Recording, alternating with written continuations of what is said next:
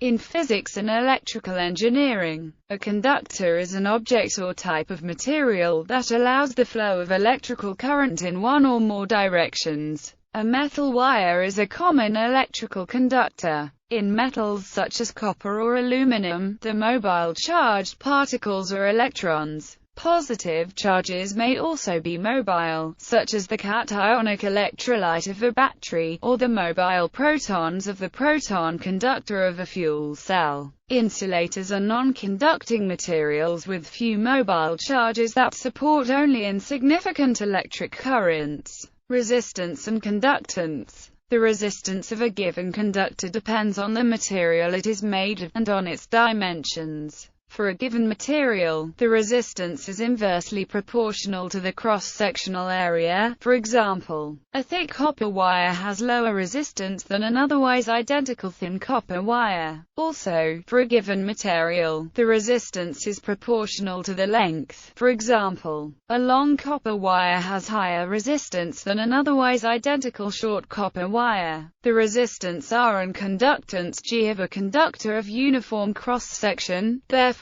can be computed as where is the length of the conductor. Measured in meters, A is the cross-section area of the conductor measured in square meters, m squared. Sigma is the electrical conductivity measured in Siemens per meter, and ρ is the electrical resistivity of the material, measured in ohm meters. The resistivity and conductivity are proportionality constants, and therefore depend only on the material the wire is made of, not the geometry of the wire. Resistivity and conductivity are reciprocals. Resistivity is a measure of the material's ability to oppose electric current. This formula is not exact. It assumes the current density is totally uniform in the conductor, which is not always true in practical situations. However, this formula still provides a good approximation for long thin conductors such as wires. Another situation this formula is not exact for is with alternating current, because the skin effect inhibits current flow near the center of the conductor. Then, the geometrical cross-section is different from the effective cross-section in which current actually flows, so the resistance is higher than expected. Similarly, if two conductors are near each other carrying AC current, their resistance is increased due to the proximity effect. At commercial power frequency, these effects are significant for large conductors carrying large currents, such as bus bars in an electrical substation, or large power cables carrying more than a few hundred amperes. Conductor materials. Conduction materials include metals, electrolytes, superconductors, semiconductors, plasmas and some non-metallic conductors such as graphite and conductive polymers. Copper has a high conductivity. Annealed copper is the international standard to which all other electrical conductors are compared. The main grade of copper used for electrical applications, such as building wire, motor windings, cables and bus bars, is electrolytic tough-pitch copper. This copper has an electrical conductivity of at least 101% IACS. If high conductivity copper must be welded or brazed or used in a reducing atmosphere, then oxygen-free high conductivity copper may be used. Because of its ease of connection by soldering or clamping, copper is still the most common choice for most light-gauge wires. Silver is more conductive than copper, but due to cost it is not practical in most cases. However, it is used in specialized equipment, such as satellites, and as a thin plating to mitigate skin effect losses at high frequencies.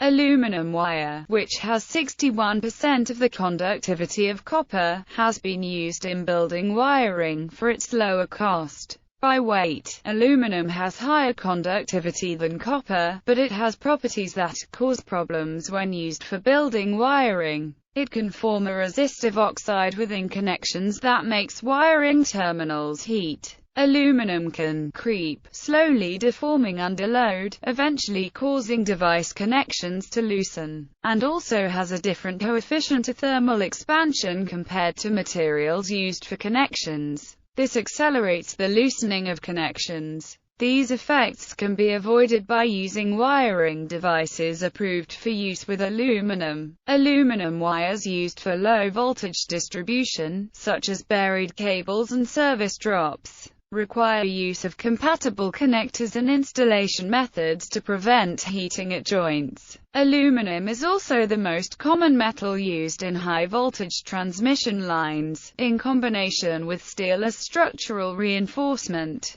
Anodized aluminum surfaces are not conductive. This affects the design of electrical enclosures that require the enclosure to be electrically connected. Organic compounds such as octane, which has 8 carbon atoms and 18 hydrogen atoms, cannot conduct electricity. Oils are hydrocarbons, since carbon has the property of tetracovalency and forms covalent bonds with other elements such as hydrogen. Since it does not lose or gain electrons, thus does not form ions. Covalent bonds are simply the sharing of electrons. Hence, there is no separation of ions when electricity is passed through it. So the liquid cannot conduct electricity. While pure water is not an electrical conductor, even a small portion of impurities, such as salt, can rapidly transform it into a conductor. Wire size. Wires are measured by their cross-sectional area. In many countries, the size is expressed in square millimeters.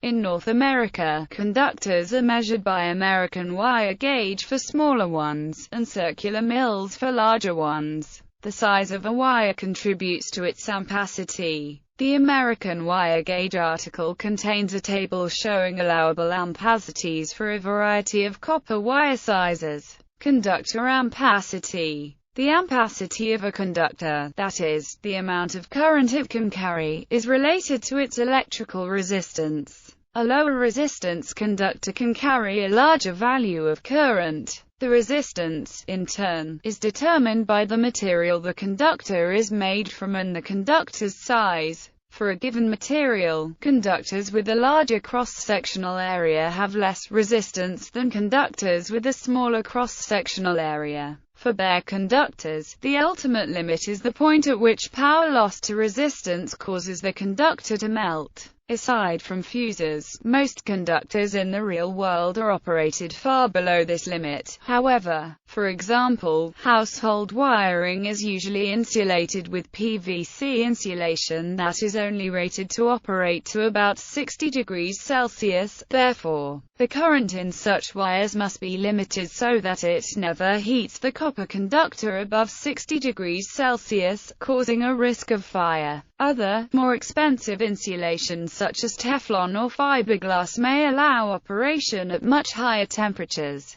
Isotropy. If an electric field is applied to a material, and the resulting induced electric current is in the same direction, the material is said to be an isotropic electrical conductor. If the resulting electric current is in a different direction from the applied electric field, the material is said to be an anisotropic electrical conductor. Bibliography. Pioneering and Historical Books. William Henry Preece, On Electrical Conductors, 1883. Oliver Heaviside, Electrical Papers. Macmillan, 1894. Reference books. Annual Book of ASTM Standards. Electrical Conductors. American Society for Testing and Materials. IET Wiring Regulations. Institution for Engineering and Technology. WiringRegulations.net.